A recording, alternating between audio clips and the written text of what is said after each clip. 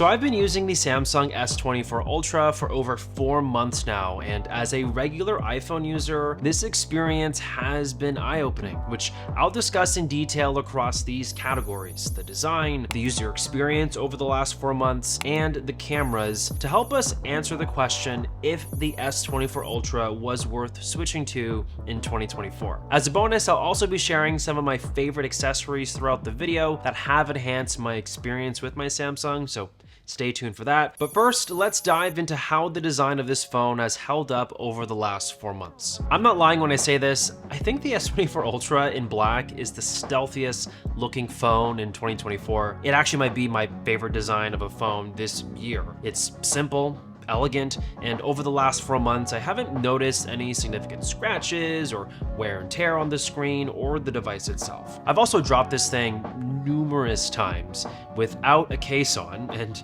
thankfully it's still going strong. I think the one drawback though that has been persistent in my experience with this specific design is how pointy the edges are. It sort of digs into your hands, which is fine. It doesn't hurt, but when you're used to an iPhone and its smooth, curved edges, it was something that I did need to get used to. But outside of that, the design is near perfect. A lot of it is thanks to that incredibly bright, vivid display that is included on this device. All kinds of content on here look great on this screen. It goes up to 2600 nits, which makes this very easy to use outdoors in sunny situations. It also has a 120Hz panel that allows for very smooth animations and navigation of the operating system, and it also has a new anti-reflective coating that has been noticeably better on here than my iPhone over the last 4 months, making it easier to see content under direct lighting. There's also this thing, the S Pen, and as much as I've tried to use this because it is really cool, I can confidently say it's almost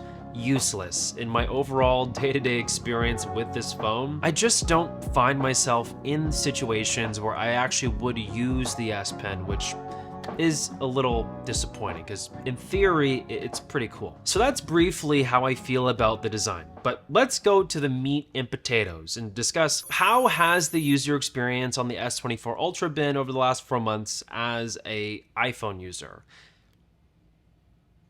It's actually been pretty good. It's powered by the Snapdragon 8 Gen 3 chip, and it's been buttery smooth to perform daily tasks within social media, web browsing, and even gaming. I've found this to be more than enough power for my needs of a smartphone, and I imagine the same would be true for anyone who is thinking of buying this. Compared to my experience with my iPhone 15 Pro Max, I cannot tell the difference in operating system responsiveness and smoothness and speed. However, being an iPhone user, I do constantly run into the trouble of my devices and services not working with my S24 Ultra. For example, iMessage and FaceTime are an obvious struggle, not having the ability to airdrop photos directly to my Mac. I actually did find a workaround though. If you get an app called NearDrop, you can move photos wirelessly from the Samsung, and that actually has been pretty reliable, surprisingly. One thing that's been apparent though from my experience is Android phones are noticeably more customizable than my iPhone. I can install my own launchers and make this phone look however I want. Admittedly, I didn't take too much advantage of this. I actually really love Samsung UI as it is, and I'm a bit more of a minimalist, and I have paired it with my Euphoria wallpaper pack that always looks nice on the screen. Link in the description below to buy it if you're interested. Can we also talk about battery life for a second? While I can't discern the difference between the two, I can appreciate how much faster my Samsung charges over my iPhone. The iPhone only charges up to a max 27 watts wired, while my Samsung can charge at 45 watts, which is double the speed, which is awesome when I need to charge something in a pinch and get my device up and running fast, which is practically all the time because I'm terrible at charging my phones. Something I do miss a lot though with my iPhone is MagSafe. It's so freaking cool, man, and useful to charge your iPhone magnetically and just have it prop up wherever you are. Thankfully, third-party companies sell magnetic cases for Samsung, and I've been able to now use it with my MagSafe products, which has actually been pretty cool. My favorite so far has been hanging my Samsung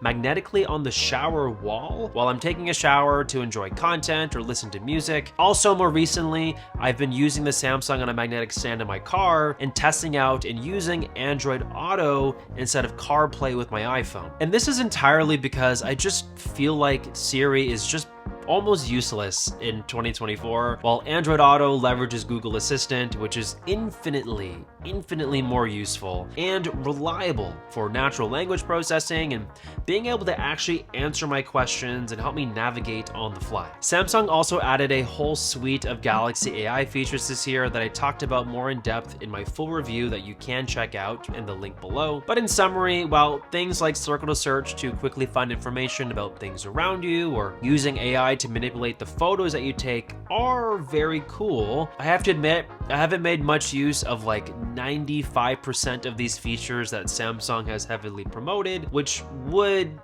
constitute that it might be gimmicky and not that useful. I don't mean to offend anybody if you love those features. I just couldn't find much use out of them. If I had traveled more though, I would have definitely have made use of the translator feature because I've heard that worked really well in foreign countries for a lot of people. But there is one AI feature that I have made use of on a consistent basis, and that's the new voice recorder transcription feature. And I use it in kind of a weird way. Whenever I'm listening to a podcast and I'm keen to learn something from it, I'll actually have the Samsung record the entire conversation of that podcast, transcribe it for me, then I can use the AI to generate summaries and notes of the conversation to then import into my notes app to help me remember and learn from these podcasts. I can't be the only one. I feel like I listen to a 2 or 3 hour podcast and I love the way that I feel when I'm listening to it and learning, but then the next day I forget half the stuff that they talked about. So that has been a really cool thing to do with Samsung devices. Okay, so it's clear that the user experience has been mostly positive through the months of owning this device, but does this same sentiment apply to how I feel about the cameras? Well, yeah, I think the camera system is incredible on the Samsung S24 Ultra. If you asked me though, if I preferred shooting on the iPhone or the Samsung, to be honest, sorry Android fans, I still prefer the iPhone because it has a deeper suite of video features, specifically ProRes log video that I make a lot of use of, and I feel I just take more consistently good photos on my iPhone than my Samsung for the style of photo that I am trying to get. With all that being said though, that doesn't mean that the Samsung camera system is bad. Just look at how great these photos are that I've taken on here. Look at how stunning and dynamic and crystal clear these images are that I've taken on the S24 Ultra. I absolutely love the still images I can get on this phone. I love how far I can zoom in on this phone to get really unique shots that simply are not possible on iPhone. The video quality on the Samsung is the best on Android by a mile, in my opinion. There's just so many features on here that you can take advantage of. I also love the fact that there's a pro mode built into the camera system to allow me to have full control over the photos that I'm taking, which is something, by the way, that my iPhone cannot do in 2024 yet, unless I download a third-party app. Or the fact that you can use the S Pen as a remote shutter button to take photos from afar is actually really useful, especially for group photos. Admittedly though, I've never done this yet. I haven't taken advantage of this with a group, but the day that this need arises and I whip out the S Pen to take that group photo, I guarantee it's gonna be pretty satisfying and pretty cool. I'm already sort of geeking out about that thing happening soon. The S24 Ultra is just the Swiss Army knife of camera systems on smartphones, and for a lot of people, this to them is the best. And they're not wrong, but just for my specific needs, I do miss what my iPhone could give me at times over the months with ProRes video, for example, that my Samsung just cannot do. Okay, so by now it's pretty clear how things have gone with the S24 Ultra. So when I'm asked if this phone is worth switching to,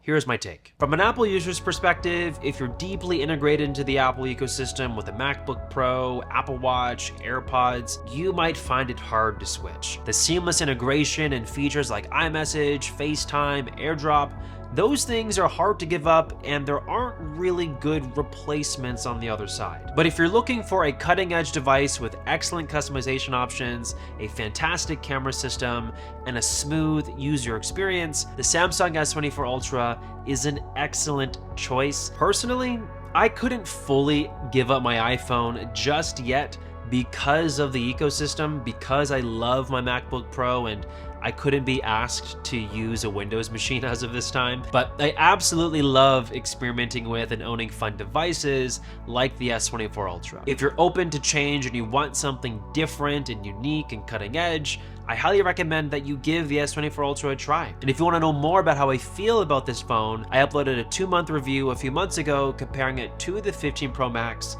so you can click right here to watch it now.